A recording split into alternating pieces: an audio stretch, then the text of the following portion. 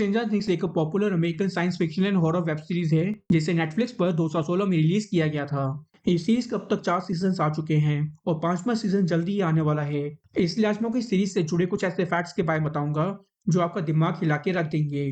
Guys, कब जानते हैं कि स्ट्रेंजर थिंग्स सिर्फ एक साइंस फिक्शनल वेब सीरीज नहीं है। इस शो का ओरिजिनल नेम मॉन्टॉक था, जो एक न्यूयॉर्क के शहर का नाम है जहां पर एक्चुअल में मिस्टीरियस प्रोजेक्ट चलाए जाते थे, जिसे मॉन्टॉक प्रोजेक्ट कहा जाता था। इन प्रोजेक्ट में इंसान के दिमाग पर कंट्रोल करने, समय यात्रा करने और अन्य सुपरनैचुरल पावर्स को उत्पन्न करने के एक्सपेरिमेंट किए जाते थे। इस शो की कहानी वैसे तो पूरी तरीके से काल्पनिक है, लेकिन इस शो को बनाने के लिए असल दुनिया की कुछ घटनाओं से इंस्पिरेशन लिए गए हैं। जैसे कि कोल्ड वॉर के दौरान दुनिया भर की सरकारें अपनी पावर्स को बढ़ाने के लिए कैसे सीक्रेट तरीके से इलीगल एक्सपेरिमेंट करती थी और कैसी कैसी साजिशें करती थी एक दूसरे को नीचा दिखाने के लिए। स्ट्रेंजर थिंग्स के निर्माता और निर्देशक डफर ब्रदर्स है, जो दो जुड़वा भाई हैं। उनका पूरा नाम है Matt Duffer and Ross Duffer. उन्होंने इस वेब सीरीज को 1980 के दशक की फिल्मों और टीवी शो से इंस्पायर होकर बनाया है, जैसे कि ET 1982, the Goonies, stand by me, Alien, the thing, poltergeist and the twilight zone. इसलिए इस वेब सीरीज की थीम 80 के दशक की है।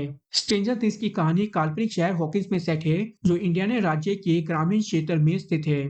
इस शहर में राजनीतिक और वैज्ञानिक साजिश के बीच एक लैब में दूसरी दुनिया का दरवाजा खुल जाता है, जिसे अपसाइड डाउन कहा जाता है।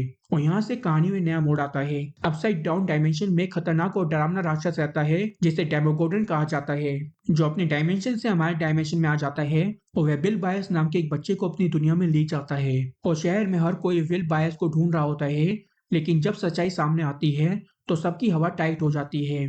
और इसी बीच उन्हें एक बच्ची मिलती है जिसका नाम इलेवेंस होता है, और उसके पास कुछ ऐसी सुपर पावर्स होती हैं जिससे वह डेमोगोडन का सामना करके विल बायस को बचाने में मदद करती है।